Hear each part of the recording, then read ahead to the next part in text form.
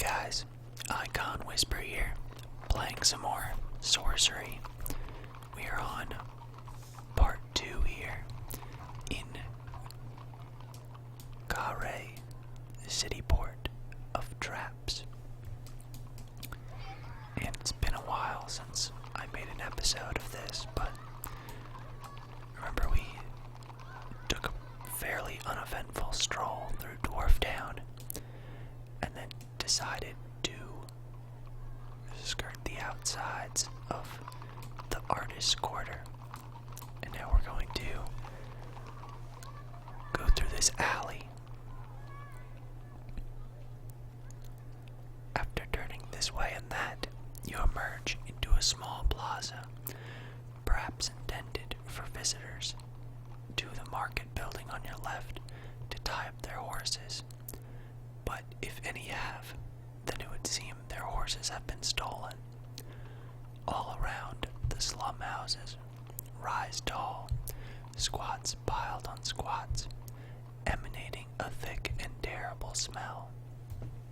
There are not many creatures about. The main road continues between the slums, heading up a low rise, and a side alley leads left. Let's keep going. What does make a move mean? Time to move on further into the city. Oh, I guess we just didn't look around. The slum districts of Lower Khare are dangerous and they smell bad.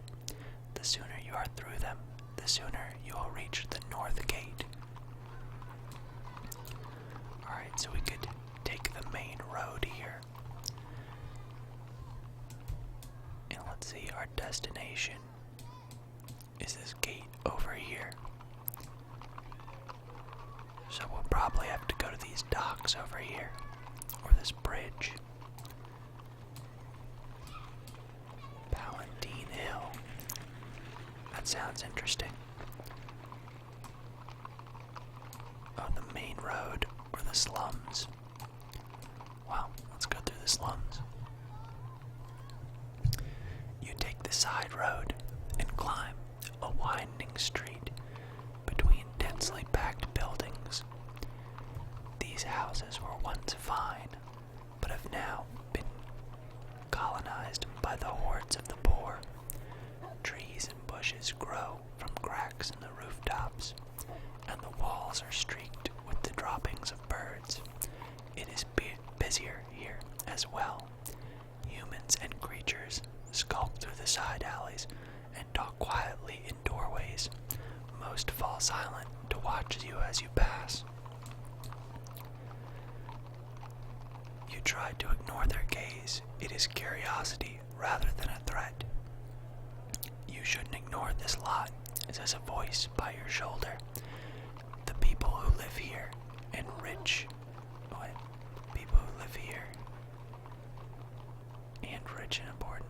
Okay. You stop to turn to see who's speaking.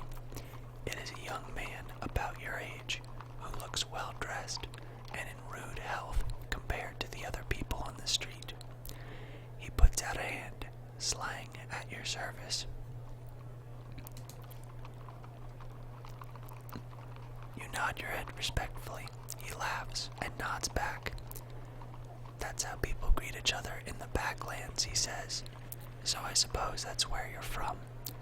I'm from here originally. It seems unlikely the backlands is a diseased wasteland. Where are you going? Maybe I can help you get there. I need to get to the north gate. The strange thing about the north gate, the man says, is that it's actually to the southwest. That's why no one ever goes through it. People just can't find it. It doesn't seem very likely at all, but Slang seems very confident about it. Thanks for the advice. You won't hear better, he tells you firmly. Slang's word can always be relied upon. I believe in absolutes. Everything you ever say should be totally true or totally false, and everything I say is true. You are turning to you are turning a shallow bend in the road. Slang looks off into the distance for a moment. This is where I stop. Anything else you want to ask me? No, we're good. No, poor choice, Slang advises. Then the young man bumps your hand and beams. Pleasure talking to you, he says cheerfully. Oh, did he rob us or something? I hope not. I don't think we lost anything. The road becomes well paved, and the house is more intact. There is washing on the balconies and slops in the street. But how these places can still be occupied is mysterious. It doesn't seem possible, as the ground floor of every building has been solidly boarded up to prevent raiders, and there are no ways in. A man with a ladder walks past. The man stops by one of the houses, props the ladder against the boards, and climbs up and into the second floor window. He pulls the ladder up smartly behind him.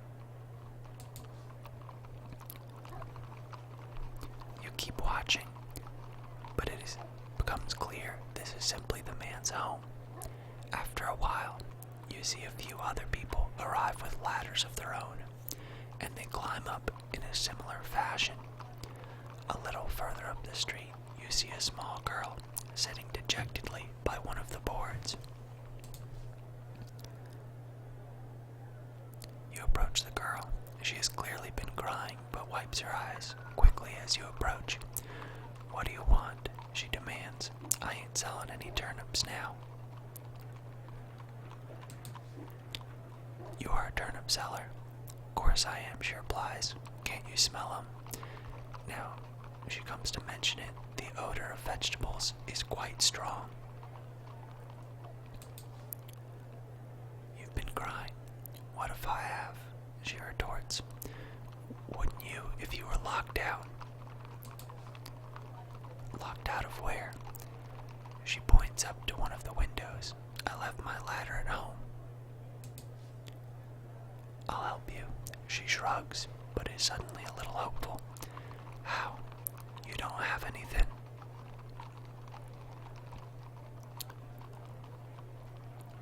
Do we have any magic? We can take a look, though.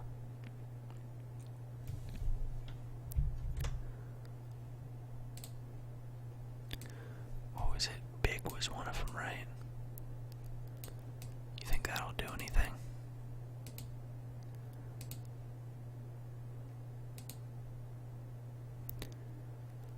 You cast the spell, growing to 3 times your size.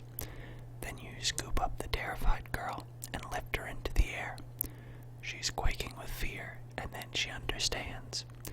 The girl laughs and claps her hands and climbs quickly up into the window. Thank you, she calls down from above. I thought you were one of Vic the slaver's men. Here. And she disappears into the house for a moment, finally reappearing to toss something down to you. It is not much, just an apple. One more minute, you called her. The girl perches on the windowsill and glares at you. What? Who is Vic? You ask. Who's Vic? She replies, astonished. What are you, stupid or something? Didn't your parents tell you about Vic the slaver? I'm not from Khare. You're not. She looks at you with sudden fear. Are you a goblin? Do I look like a goblin? I don't know, she replies. I've never seen a goblin. Goblins don't look like people. That's definitely not true, she replies. My mother used to tell me not to speak to people all the time because they might be goblins. But if you're lying, you must be one. Then her face disappears and the window slams shut. A little further along, and the road ends in a wall of stone, through which someone has hewn a narrow archway, perhaps with a mining pick. Squeezing through, you find yourself in a slightly wider lane that leads left and right. Alright, so we gotta go to the junction here. I guess that's the archway.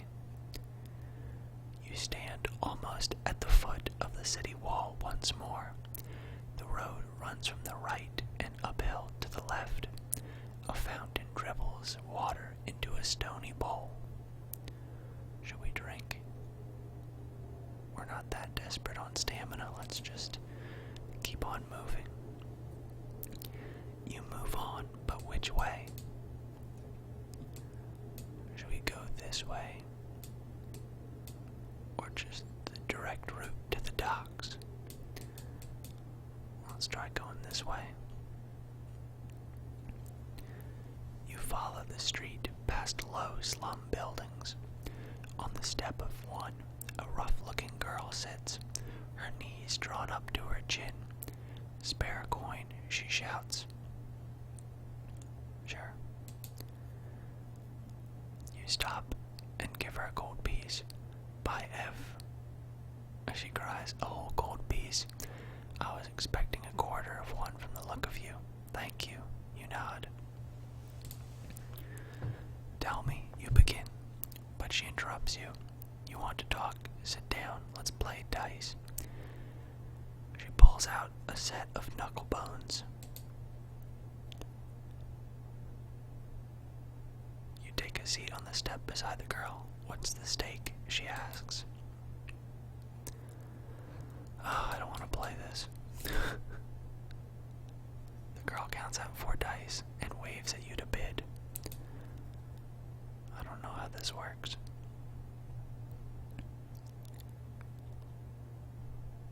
Make a bet on the combined dice. What?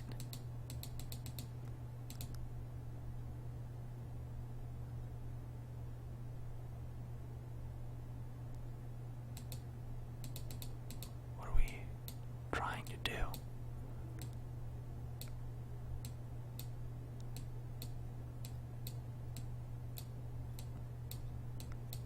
It didn't teach me how to play this game. I have no idea.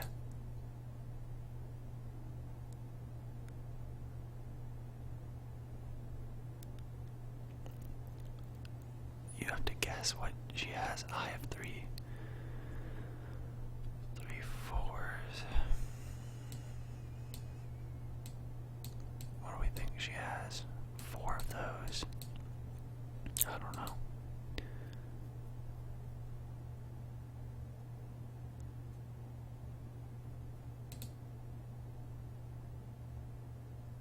Oh, I guess we won.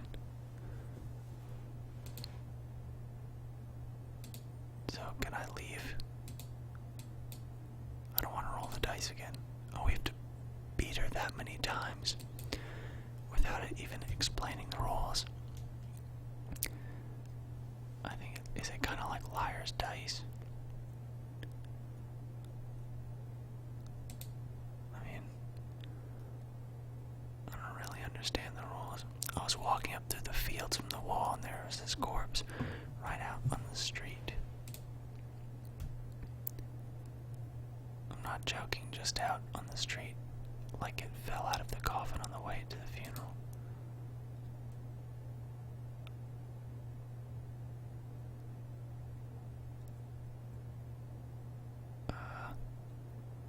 What? I still don't understand. Oh, does this tell you the rules? Okay, here we go.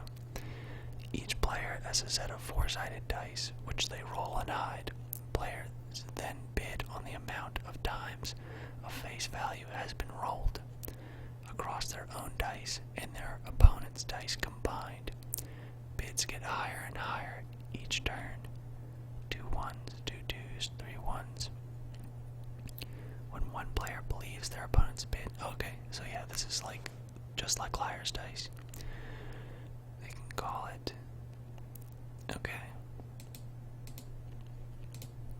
Except Liar's Dice is just your own hand.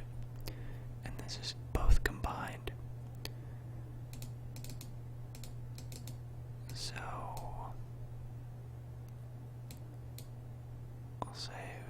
4. And she said 2 4s. And you can just call as well.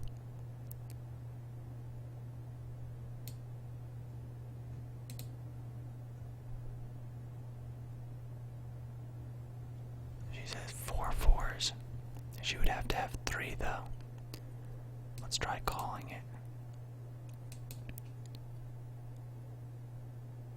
There we go. It's a little more fun now that I know the rules. Okay, 1 1.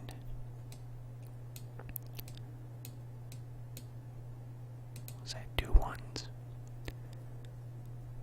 3 1s.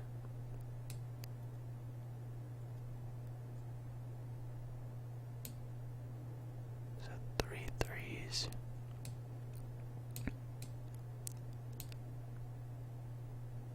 So do we think she has 2 1s? Guess that's possible.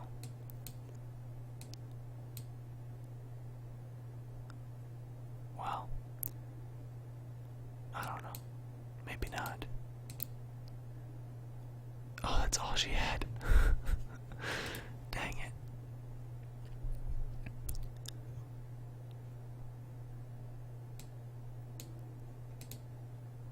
This is actually kind of fun now. 1 4. Do we think she has 1 4? I'll say 2 of those.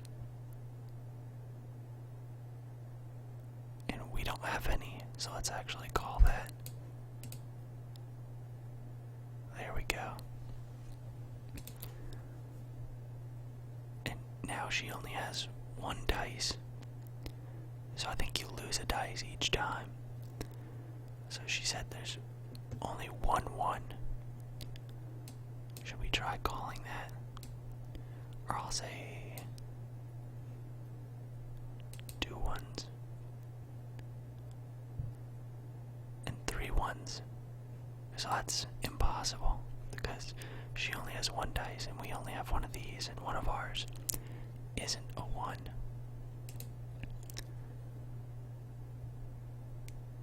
Oh, there we go. That was pretty fun, actually. So did we gain 2 gold pieces? I mean, I guess we could play again and we wouldn't be any worse off than when we started. Besides the one we gave her. So this is kind of fun. So we'll do this again.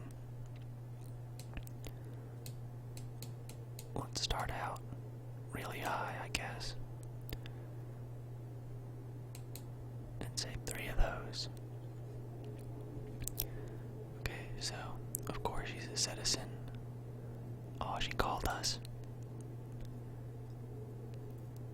But we had enough.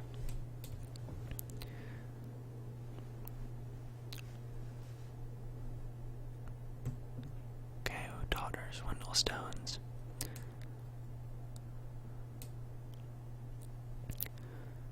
So 2 1s she bid.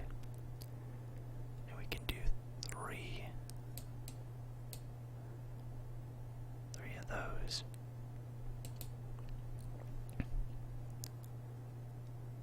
Oh, she's calling us again. Lorak the Scholar, noble wizard and genius. So, she really doesn't believe us.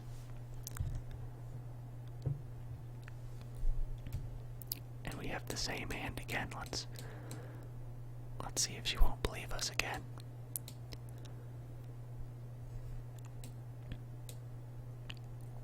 Let's hear about Lorak. How about this? There's people out to get him, and you might be one. So she said that there's 4 of them, which is pretty likely. But can we really beat it? Is there a chance there's 5? It's unlikely. Let's just try calling. Yeah, that's what I thought. But she was gonna call next time anyway.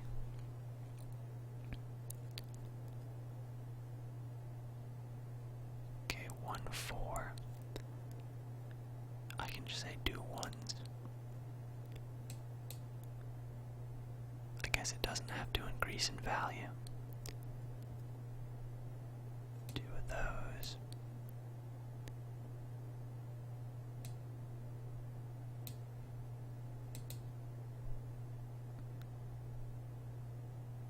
Let's see if she has one. Hopefully. Nope. Crap. It's getting intense again. We just have to win this one though. Okay, we'll say 1-4.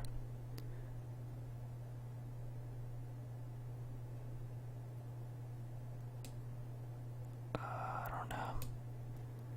Let's try calling it. That's all she had. Oh no.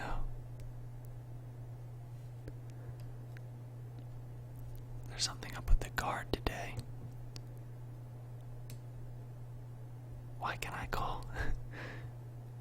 Oh, she said, let's say 2 of those.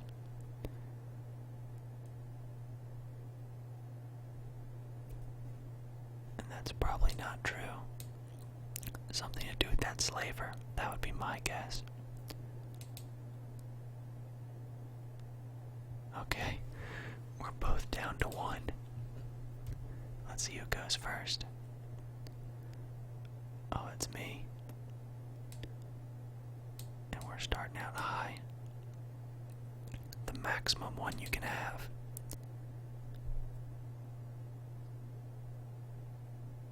And we know that's a lie. There we go.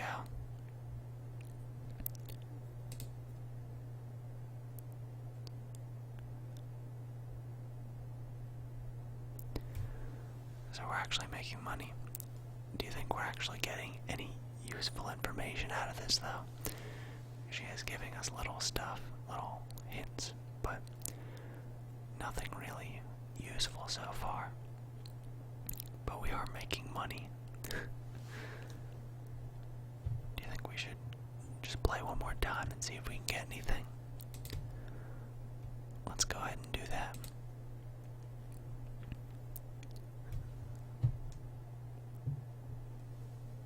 Okay. Let's say 3 ones.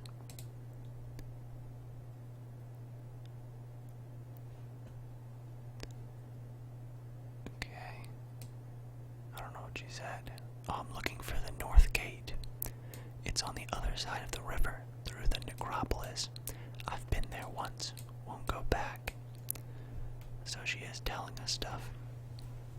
That other guy slang. Didn't know what he was talking about.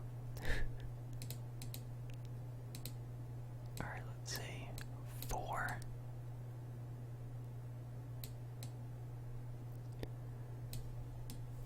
So she would have to have 2.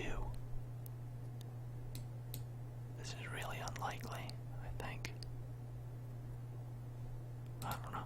Let's do it anyway. She's gonna call. It's a bad place. Only part of the city that's expanding. Oh, wow. Was hers a lie? Yeah, probably should have called it.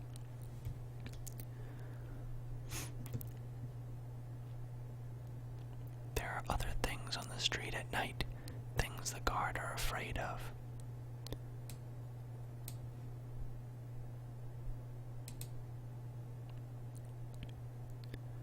Oh crap. I've seen them out here. You see things other people pretend they don't see. Wolves. Oh, she's crushing it this round. But I'm getting the best details.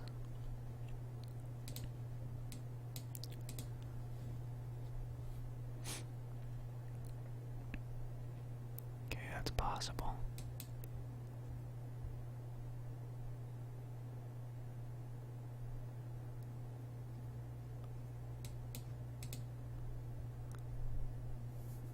Oh no. We're getting destroyed this time. this will probably be the last one if we lose. Well, I have to...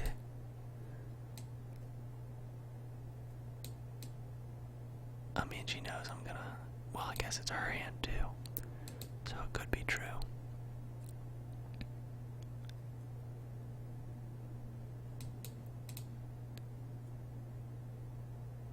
Nope. Wow, she crushed it. Okay, well, we still ended up +1 gold from where we started. I've played enough, you reply.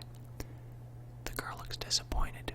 Well, I suppose you've made back your donation, she replies ruefully. Oh well, have a great day.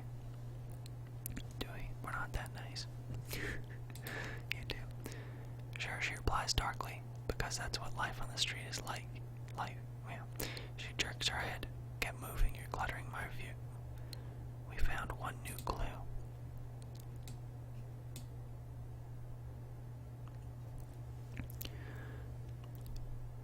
The street is narrow, and you keep your head held high in case someone should try their luck with a blade. After a few minutes of edging forwards, you emerge into a wider space, a flag-stoned plaza. At the center of it is a circular well mouth. Alleyways lead off in 4 directions.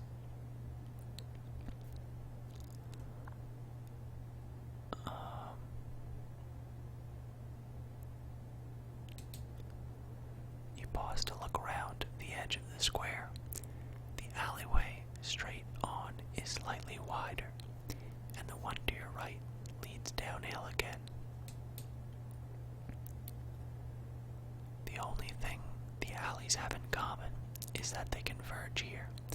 Once, presumably, this well served all the people in the district, but perhaps there were too many people, because now the well seems dusty and dry. Why would you do this? Let's do it anyway. You toss a coin down the well. It falls and falls and falls, and eventually there's a very tiny splash. Leaning over the edge, you peer down into the depths of the well after your gold piece. Strange. This well seems to have handholds cut into its stones. They appear good enough to climb down. There is still daylight left, and the lure of the unknown is overpowering. You swing yourself over the edge of the well, teetering for an unnerving moment above the long, long drop. Then you find the first of the holds with your feet and begin to make your way down into the dark. Do we at least get our gold coin back?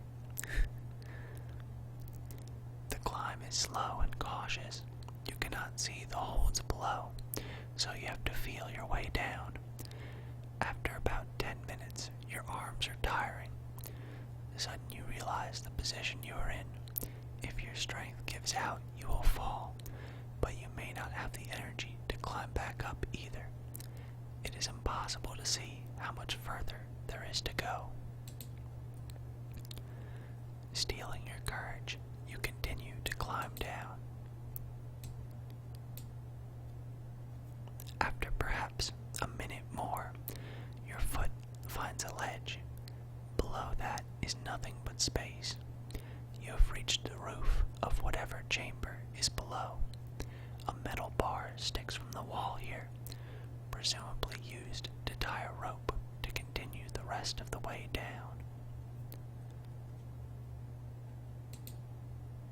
What spell could we use here? Maybe that one that lets you, drop down gracefully. I forget what that one is. What? Oh, I gotta go. Let's go all the way back.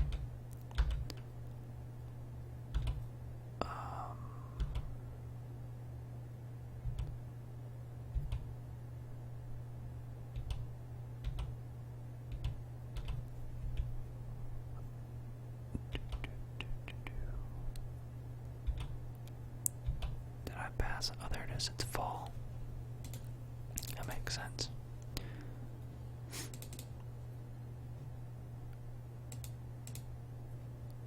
So let's see. It looked like it had the letters we need.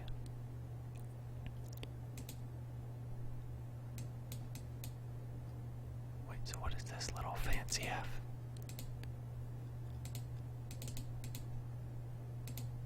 Okay. Let's do it. You cast the spell and feel yourself become as light as a feather. Then you release hold of the wall and float gently down.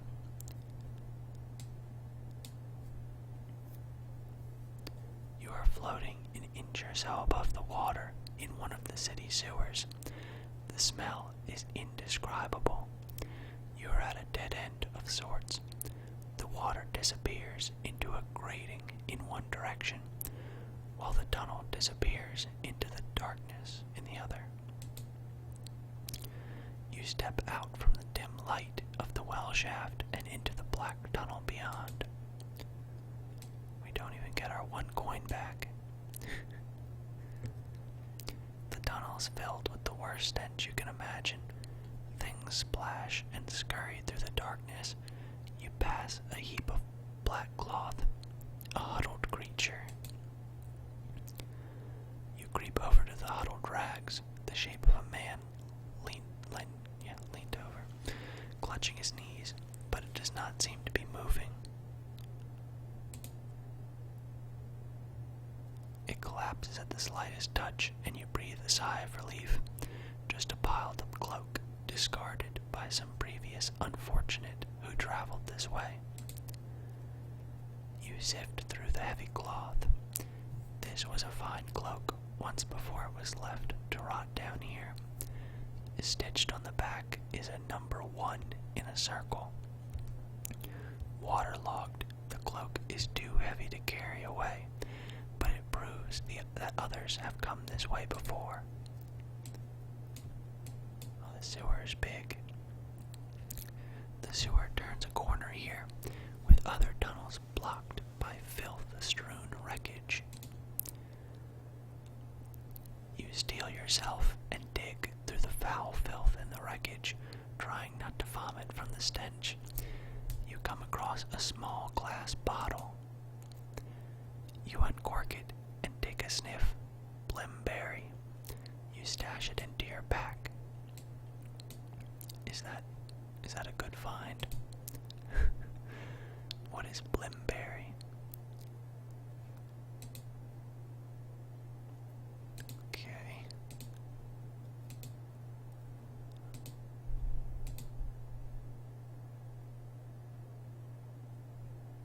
Why does this have a question mark?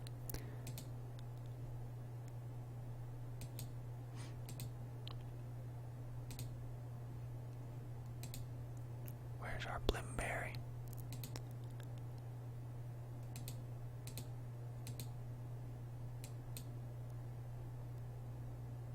Oh, we have so many clues.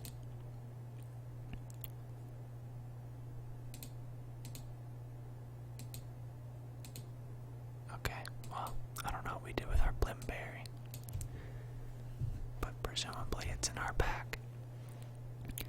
You walk onwards through the dark sewer when suddenly the tunnel opens into a low chamber. You stand ankle deep in filth in a square chamber. Icy droplets fall from the ceiling. The smell is terrible, but this is not just any sewer. In the corner of the room is a pile of rags. Someone or something lives down here. We could look around the room, search the rags. Let's look. You look around the walls of the chamber. Aside from the pile of rags, there's nothing else here. No stash of food or weapons, and no sign of the inhabitant. Then you notice on the far wall some scratches in the stone. A mark of time, perhaps. A sudden rush of water floods the chamber, soaking you up to the waist. A moment later, it has washed away once more, but there might might be more coming.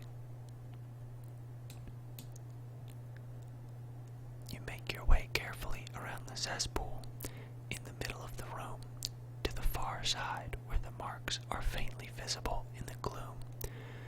They are not just notches, but letters, and perhaps once they were full words, but have been worn away by the flowing water, or else filled in with slime and dirt.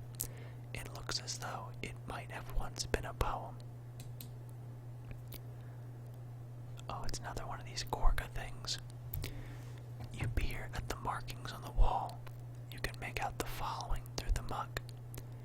Gorga's grace, one lock deep inside, I bid you. Suddenly, something growls in the darkness of the tunnel behind you. You look up to see a dark, stooped shape approaching fast. It is a rat bear. Oh no. That's a biggin. Alright. So, we could... Oh wow, he went full on. Might have to redo this. Could probably do it better.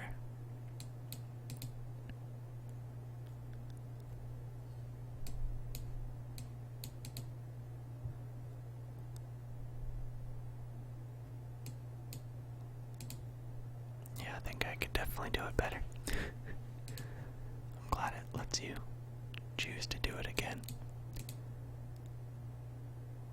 So he's going to use all of his in one strike, and then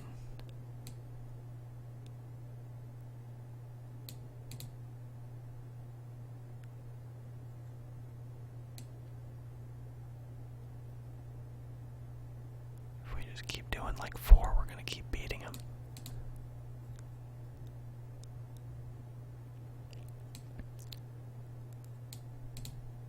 Because he wasted it all. And now, let's just boom. Okay. So we got him. The body of the creature falls with a deep splash into the water and disappears. You sigh with relief. So we found one new clue. And it is...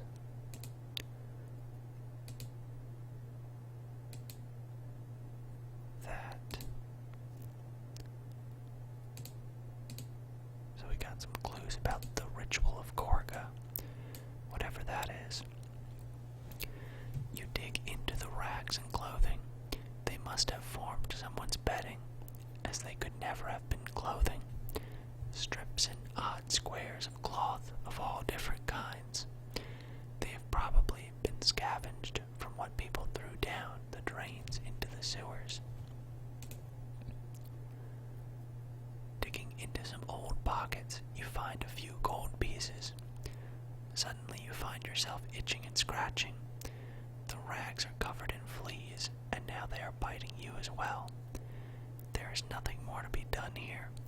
If you ever wish to see daylight again, you must move on.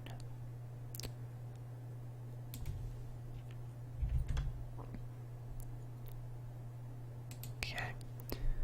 You walk onwards through the sewer. Shadowy shapes loom out of the darkness, then disappear as you move close.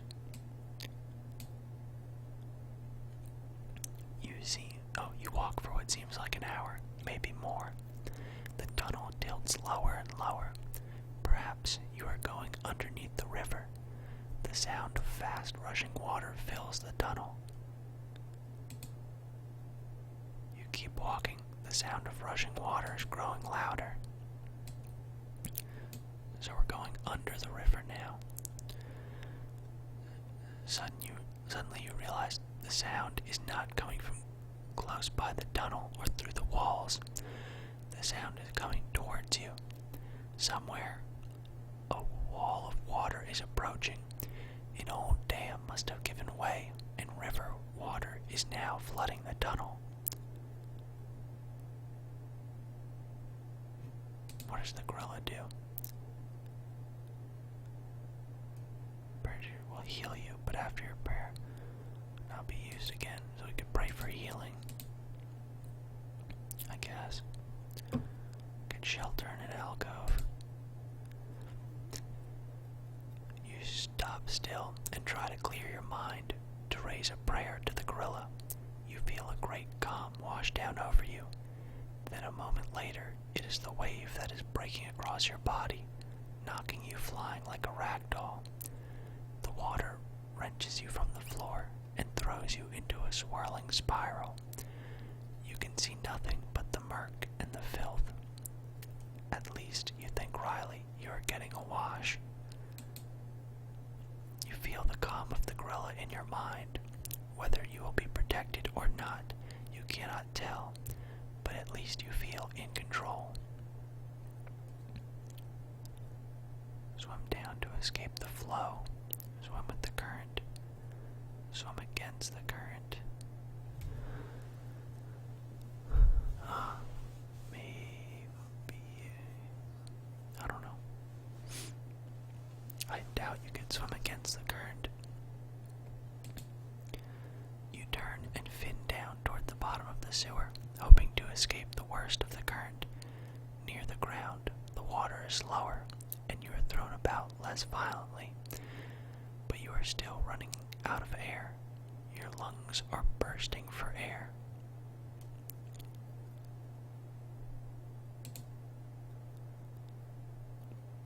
You turn and swim back against the current, but it is like wrestling a 12-limbed octopus bear, and every time you think you have made progress, another eddy knocks you spinning forward again. You cannot last much longer. Oh no. You struggle on against the current, fighting with all your heart to stay still. The air in your lung gives out. There is nothing you can do. Your mouth opens, and the filthy water of the Jibaji River floods into your lungs. Oh. Okay then. Let's back it up then. Let's shelter in the alcove. You dive into an alcove in the side of the tunnel as the great wave pounds into the tunnel, but it fills the sewer completely, and you are quickly pulled from your hiding place, as though by 1,000 hands, and submerged. The water wrenches you from the floor and throws you into a swirling spiral. You can see nothing but the murk and the filth. Okay.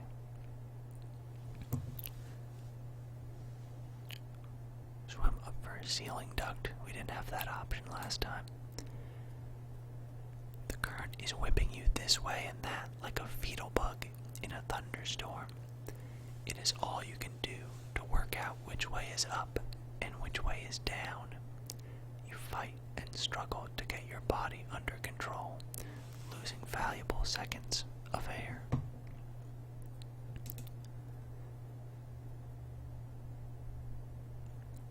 You swim towards the roof of the sewer, hoping to find an air pocket to refresh your breath, but you are out of luck. Your head hits the arched stone ceiling, which is fully submerged. Even the ducts running up are filled with water. There's no air to be had down here. Lungs bursting, you reach a duct in the ceiling. Once inside, it wrenches you upwards with a powerful force. The stonework either side is a blur, and you crash, scrape, and bang into the sides painfully. Then suddenly, you are spat up into wider, colder water, lit from above by silvery light. You are outside.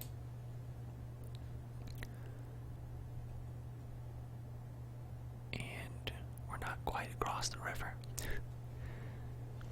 You come up gasping for air, about a quarter of the way across the river that flows through the middle of Khare. Night has fallen while you are underground, and all around you is pitch darkness. You struggle and flail for a moment to get your head above water, and then turn about to swim for the far bank. Of course, All your water-damageable possessions have been ruined. Thankfully, however, the pages of your spellbook are protected and your fleas are washed away.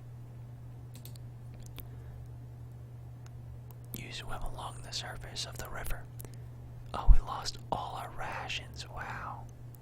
That sucks. You swim along the surface of the river, keeping your mouth clear of the filth as best you can, and aiming for distant lights of the far bank. There's a figure moving there, a night watchman of some kind. You keep on swimming, carving your way quickly across, keen to be out of the Jabaji as soon as possible. Suddenly a voice rings out across the river. There's someone in the water. A man's voice calls. One of the slaves is escaping. One by one, more lanterns appear, lifting up like stars as they emerge from around the sides of buildings and down the narrow alleys to the waterfront. You dive quickly under the water. For a moment you are alone, isolated in the brown water. Then something hisses past your face. An arrow. They are firing into the water. You keep swimming forwards, but no more arrows strike.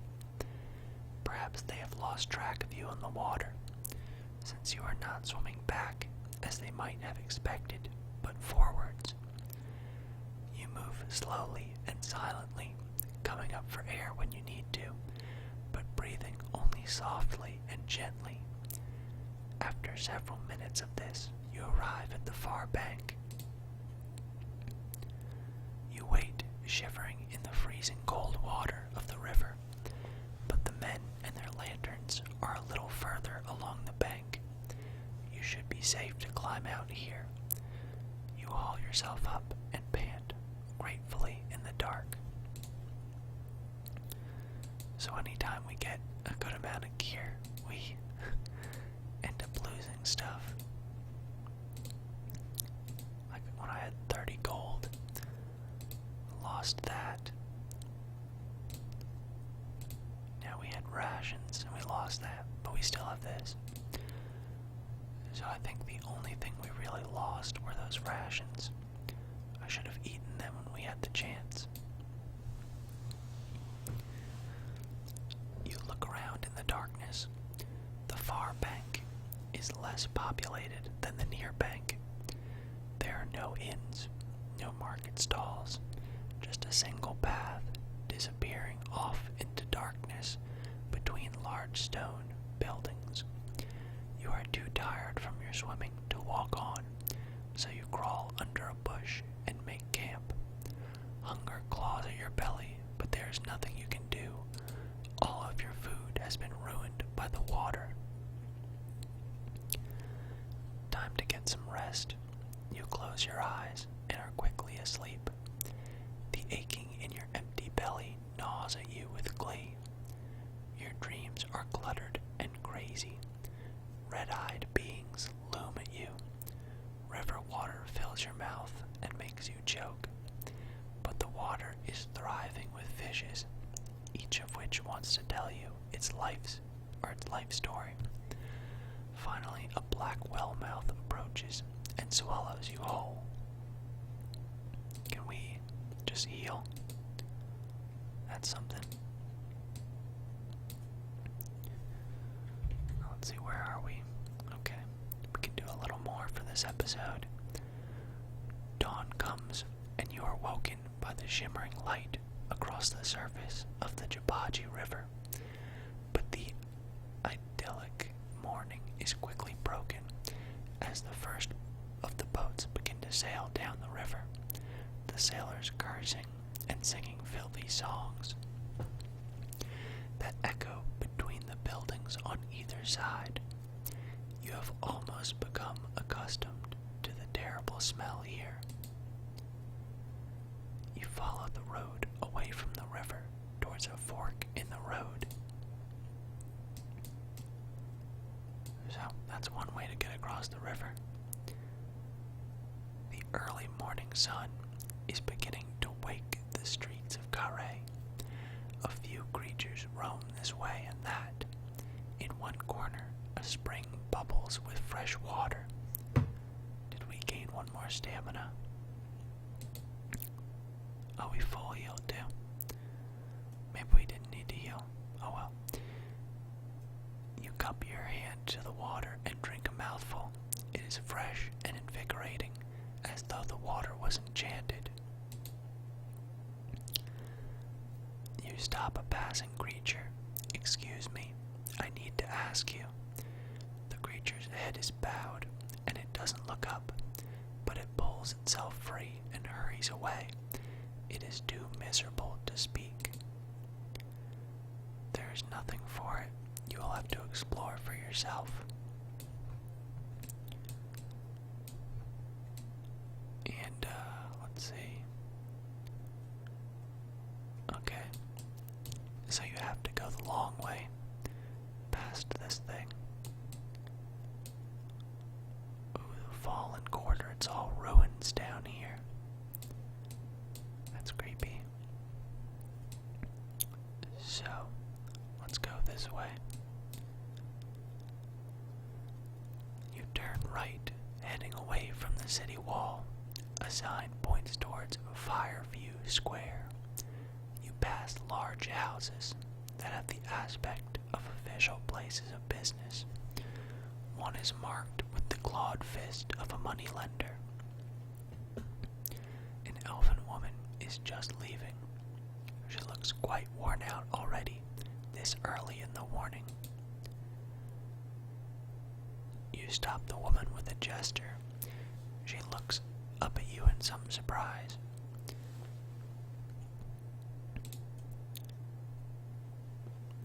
She seems distraught, or you seem distraught. She looks at you, her narrow eyes wide. "Oh, stranger," she moans, "you have no idea." "I will help you," you declare. She pulls a face. "You? Why would you do that?"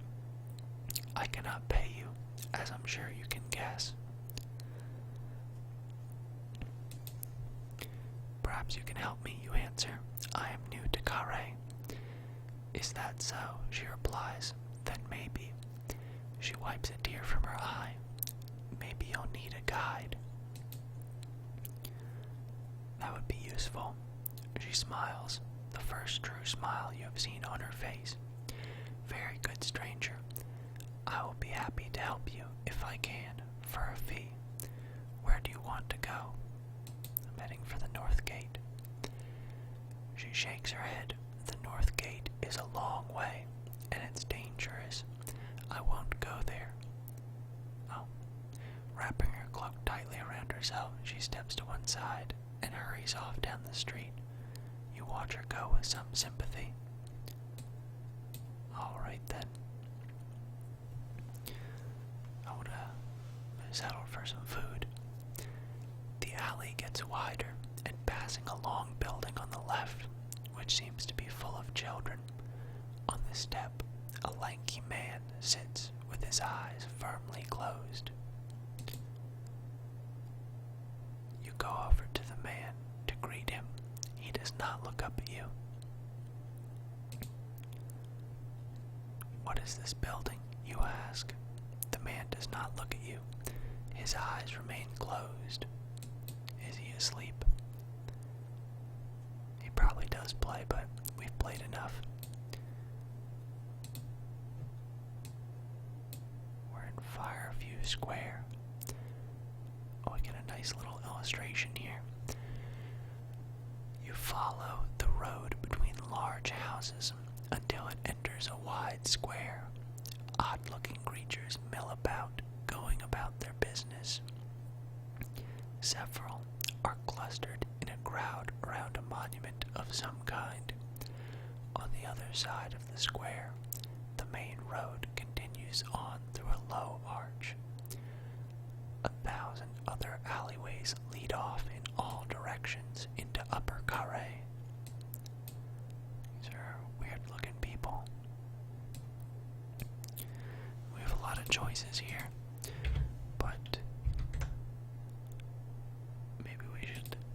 that for next time. Well, let's do one thing. We have a couple minutes left. Creatures push and knock into you as they make their way across the plaza. Despite there being plenty of space, none of them seem to be looking where they are going. There is something strange about them in general. Their bodies are spindly, their faces long, with downturned mouths. In fact, their eyes all seem to be closed.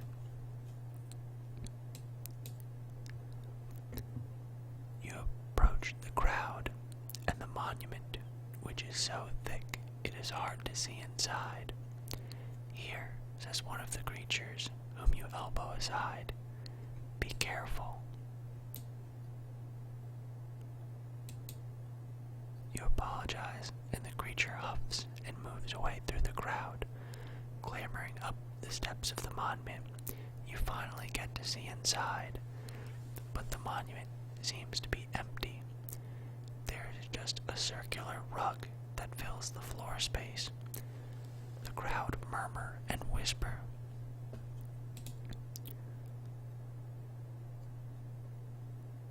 What is this monument, you ask one of the creatures. Can't you tell, the creature replies, were you born yesterday? I'm a stranger here. We don't like strangers, the creature replies. The crowd are clustered around the monument, as though expecting the rug inside to move.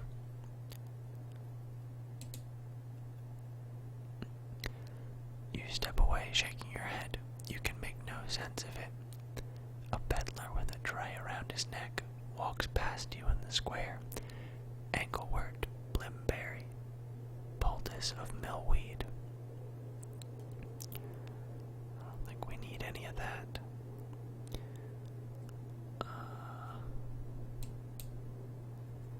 The arch at the far end of the square is thronged with more creatures, not all the same as those in the square. There seems to be bustling up beyond. A market district, perhaps. The herb seller walks away. Meanwhile, a man pushes a wheeled cart of fruit and sets up a stall. We could probably use that, but we'll do that next time. So, thank you guys for watching. Hopefully you enjoyed this.